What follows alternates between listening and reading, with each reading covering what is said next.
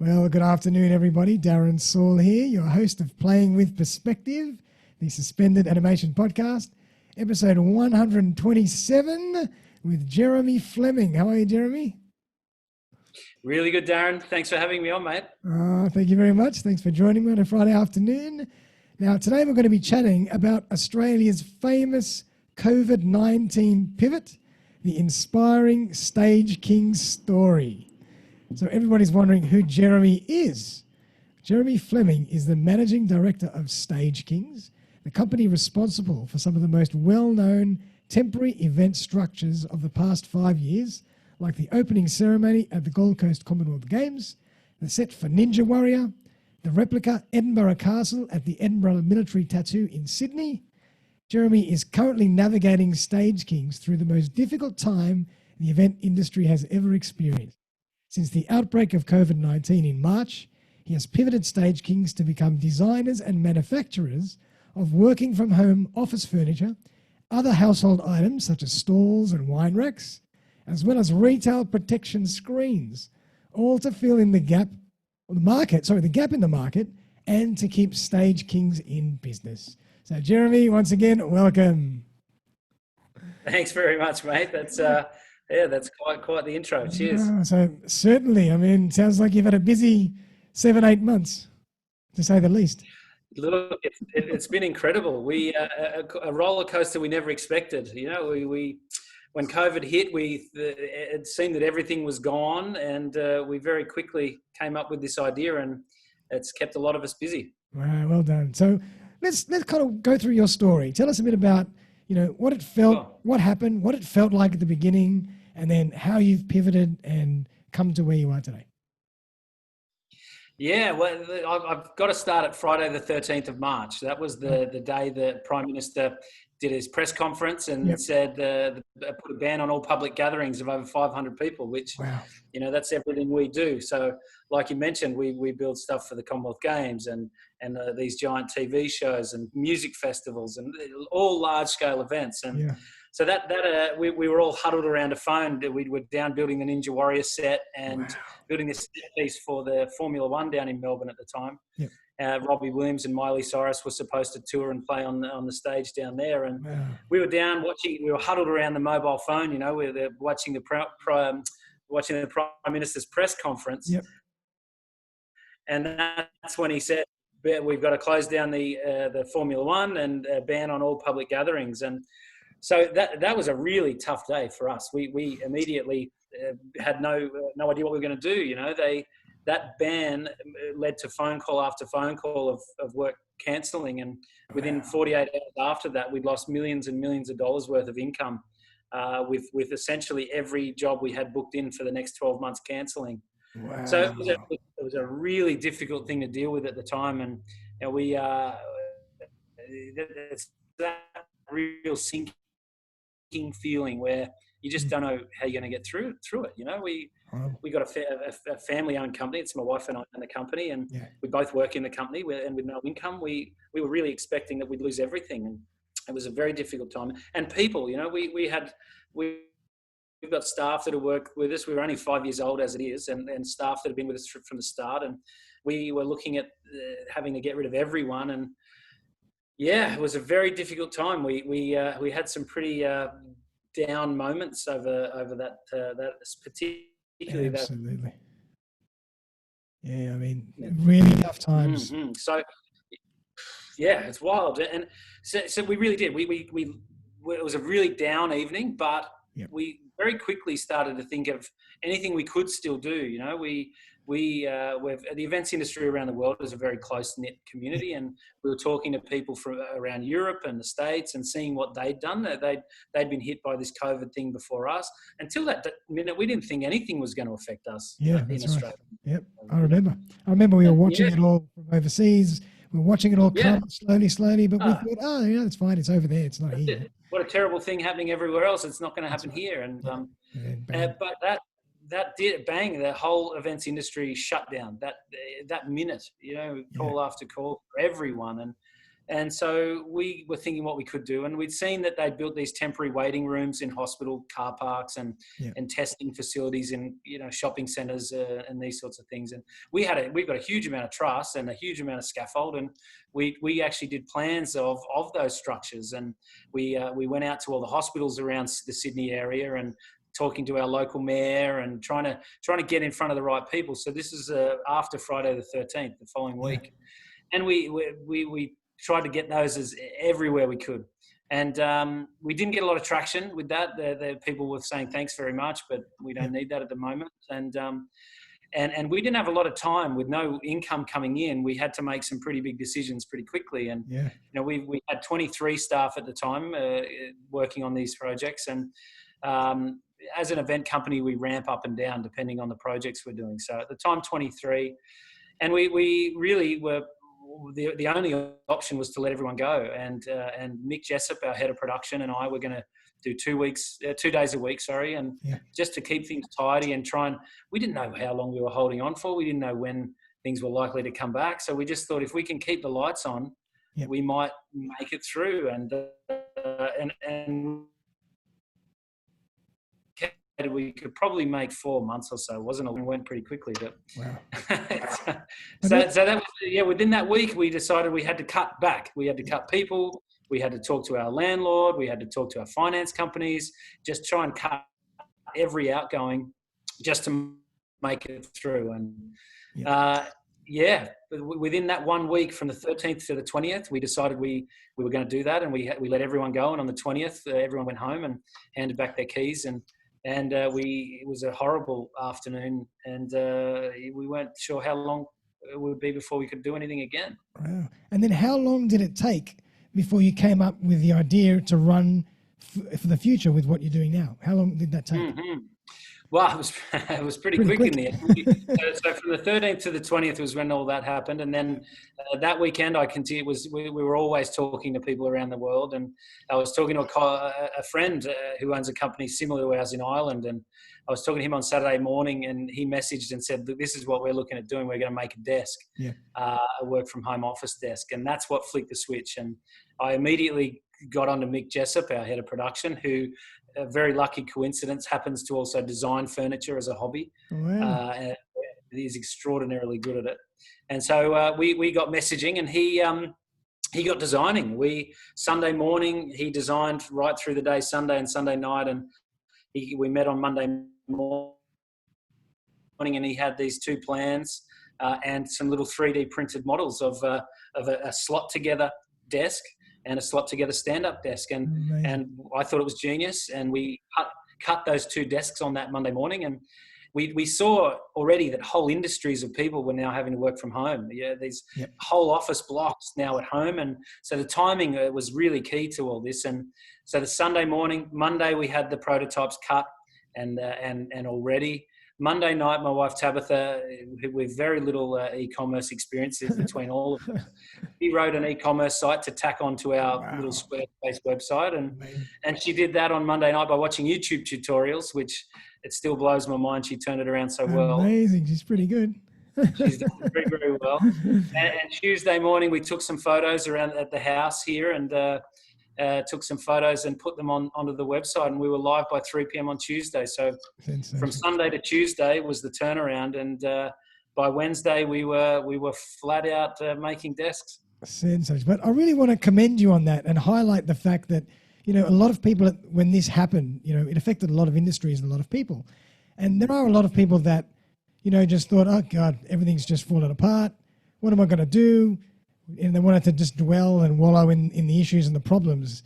But you so quickly decided, no, let's focus on what I can do, not what I can't do. And you ran with it. And within 3 or 4 days, you were up and running with a whole new product offering and a new website. I mean, that's phenomenal. We pinch ourselves how quickly we actually turned it all around. That everyone that works for us has that attitude of if something's let's make something work, that can-do attitude. And I think the events industry as a whole is super agile. Everything that everyone does in the industry is always different. It's never the same thing day after day. And it's the same for us. One day we're building a replica of Shakespeare's Globe Theatre. The next day we're building a 30-metre tall lion for a dance party. And then the next day we're building, we always have to be thinking outside the square. And it's exactly what we did with this one. And we looked at it as another project and what we needed to do to make that successful. And we pulled it together. Well done. And what were the stumbling blocks along the way? Because, I mean, it wouldn't have been easy. It wouldn't have been all sunshine and roses all the way. What were some of the stumbling blocks along the way? It really wasn't easy the whole time, but that didn't stop us, and we knew we were making mistakes, and for me, that's not a bad thing to make a mistake. We learned from that. And so from the very start, we said, if we're going to do any good out of this, we wanted to support the industry as much as we can. So we employed out-of-work event crew to help us with making these desks. And so we very quickly got our staff back on, and then needed to put the call out. And over the months, we're over 70 new staff now on our books that have helped us to make this King furniture. So, but in doing that, we haven't done things the most economical way. We've left money on the table. We've changed that first e-commerce site twice now. We now have a powerful Shopify site. We now have over 50 products, so the old site just wasn't going to handle that. And we've also moved over 30,000 pieces of furniture now in the last 8 months. So, and that's Australia-wide? Australia-wide, yep, and a couple internationally as well. So we're very fortunate that that's happened. But like I say, we didn't do things right the whole time. We've learnt from that, and we've made things better along the way. Yeah, but you know what? That's to me, that's such a positive message, because you are going to go through different generations of evolution as you go. And just like with anything, you just have to start and learn as you go and adapt and change and tweak. And if you have to redo your website, you have to redo your website. If you have to change something, you have to change a design. That's just the way it is. But if you've never started and never decided to embark on that journey, you'd be back where you were in March 18th or 19th. Exactly right. You've hit the nail on the head. If we hadn't have made a start on it and got moving, if we had have been analysing and looking at the market, we don't know the furniture market. We have no clue. But if we strategise till the cows come home, there's 3 months gone, and we'd be nowhere. I think the key to the success we've seen has been in how fast we all moved. Wow, well done. And so tell us exactly about the product offering. So what are you guys doing now? Because there seem to be quite a few different things. There are now, yeah. So the whole idea behind all of the stuff we're making is it's all flat packed with no tools needed to assemble it, and it's all made out of nice birch plywood, so it looks great. And the main thought for us was all these people are now working from home who possibly don't have the space for a home office. So these desks go together in 30 seconds or so, under a minute for most of them. Wow, that's fantastic.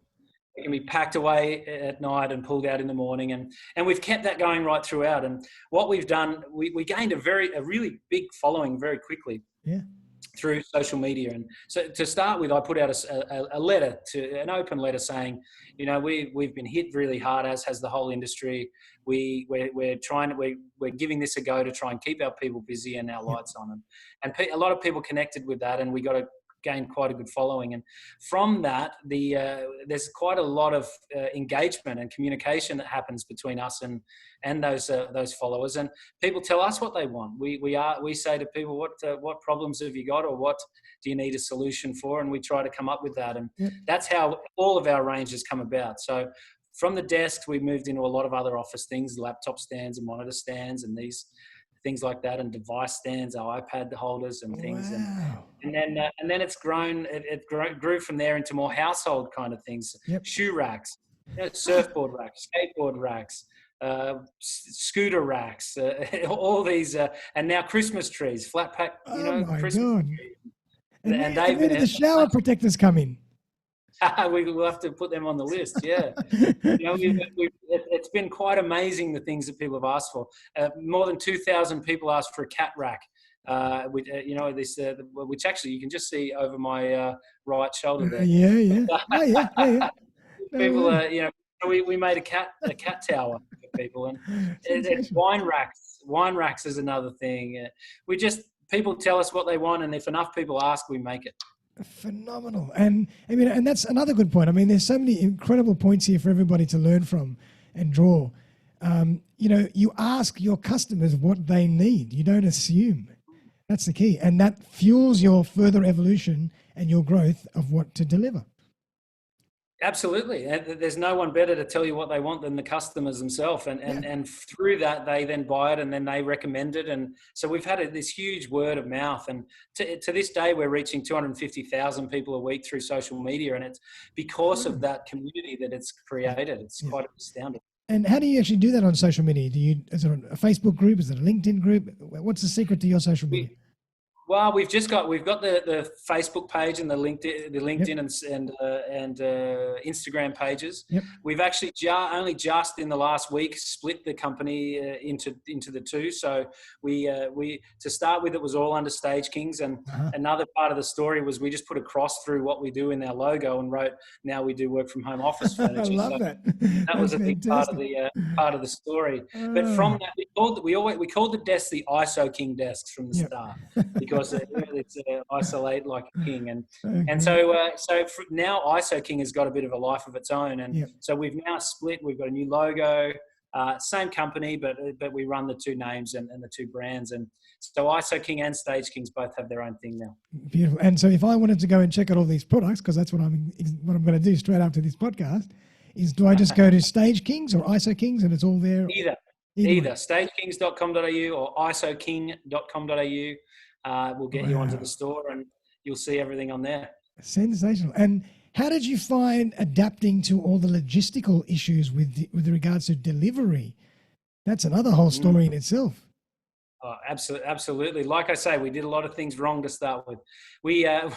And that was one of them. But we very quickly, we were delivering ourselves. Oh my God.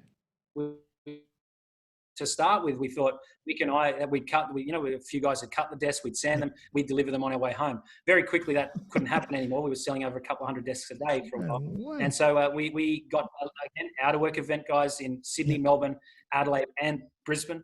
And those guys were delivering for us. And from the start, I wanted to make sure we were getting stuff out quickly because no one else had anything. Officeworks, IKEA, all the big players were out of stock. That's right. With a long lead time because it was coming from China. So I wanted people to order in the morning and have it in the afternoon in metro areas. And so for a long time we did that. It got to a stage we just couldn't sustain that any longer, and we now have a shipping partner with Ship It, and they take everything all over the country for us. But we still they order one day, they're generally gone by the next morning, and so it's we try to get them out. And what about even in terms of the ramping up your employee base, and how did you find all these people to help you build things, and how did you and the logistics behind it, the admin so quickly? Just friends and family and referrals, or what? The events industry, which is like a family. There's 500,000 event workers out of work with really nothing at all on their books now. Incredible. For the next while. So we put a call out to those guys and said, at the time we were looking for 50 or so new people, and we did that, and we've got a bunch of those guys in, and it's not for everyone, but we're working on a rotation and getting people in to help sand and help package and help deliver, and that's worked really well for us. But as far as machinery and stuff, we had that, which is a good thing. Through our set building, we have the CNC routers and all those machines, so we didn't have a huge outlay to go and purchase those.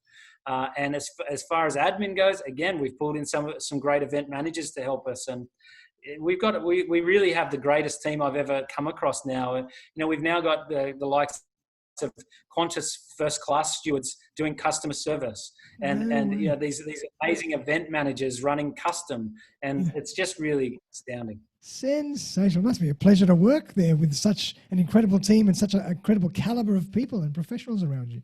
It's pretty amazing. We all very positive place, and and we're getting a lot of feedback from a lot of people as well. We've just today been listed as a top 10 business in the Business Australia Awards. So is that right? It's well really, done, congratulations. Everyone is very proud of that, and it's because of everyone that's helped us along the way. Wow, I mean, phenomenal. I mean, I've already learned so much just from hearing your story. But if we wanted to dive into your mindset, what drives you?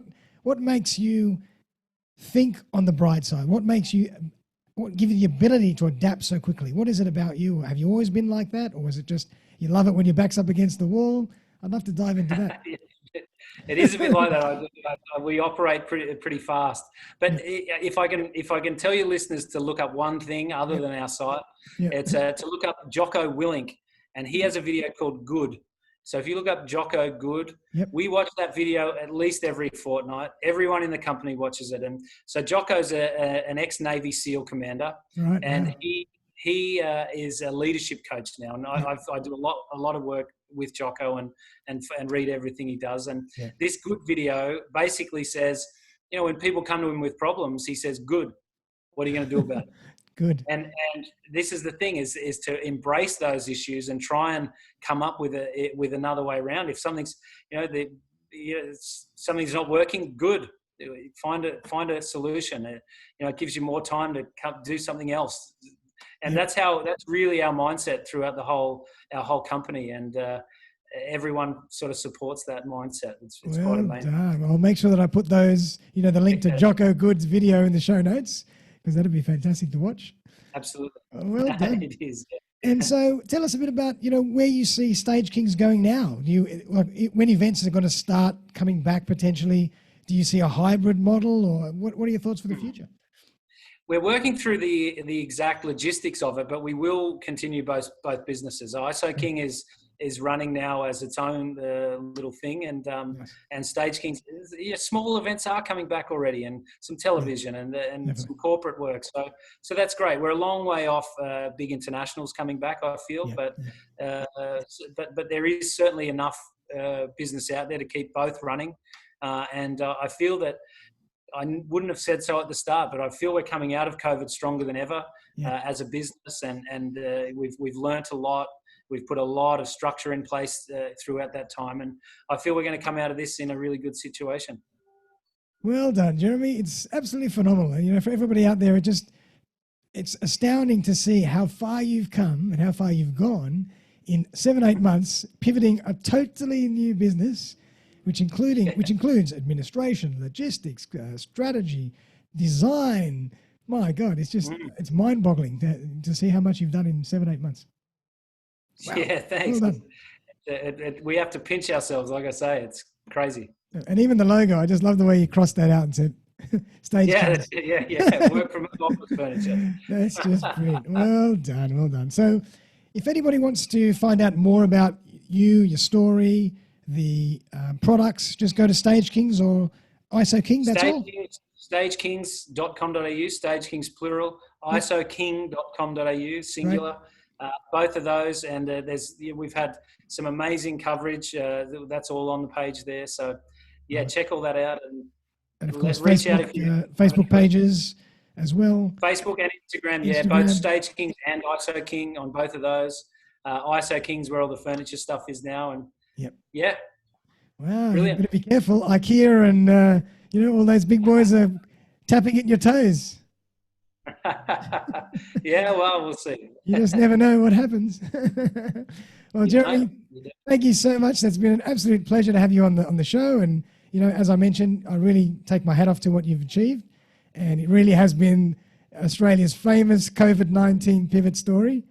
To see what a business like yours has totally changed and turned itself into. So, very commendable. Congratulations again. And I'm going to put all the links to all your social media, your websites, Jocko Good's video in the show notes, because I'd love to watch that myself. Is there anything else you want to leave us with before we finish up? No, I do want to just mention as well Support Act. Support Act is an organisation that's supporting the out of work event and the live music industry. There's guys are doing an amazing job, and we're hearing now. So we've been donating $10 from every desk we've sold to those guys since we started. So to date, we're over $60,000 donated to them, and we're hearing firsthand how they are helping people with no work, helping pay their rent and get their food and things. So if anyone is interested in looking into Support Act, I highly recommend it. And anyone that's interested in doing something, don't overthink it. Try not to overcomplicate it, and just make a start. It's all about making a start and learning along the way. So true. I mean, and that's a perfect way to end the show, because, with regards to anything we need to do, any journey we're going to embark on, as they say, the journey of 1,000 miles starts with one step. Just start, and you never know where it's going to go. You never know what you're going to learn along the way, who you're going to meet along the way, how many times you might change tack. But if you've never made that first step, you haven't grown at all. You haven't moved. Absolutely. It's really about just starting and learning as you go. Like, that's part of being agile these days. You have to be agile. Yeah. Absolutely. Yeah. Well done. Well, Jeremy, thank you so much again. I'm going to put all those links in the show notes for everybody. I hope everybody's been as inspired by this podcast episode as I have. And check out Stagekings or ISO Kings website for all those great little desks and wine racks and cat racks and who the hell else knows what's there. Picnic tables. Picnic tables and whatever's coming next. So well done again, and everybody have a fantastic weekend, and we'll see you next week for another episode of Playing with Perspective, the Suspended Animation Podcast. Bye for now.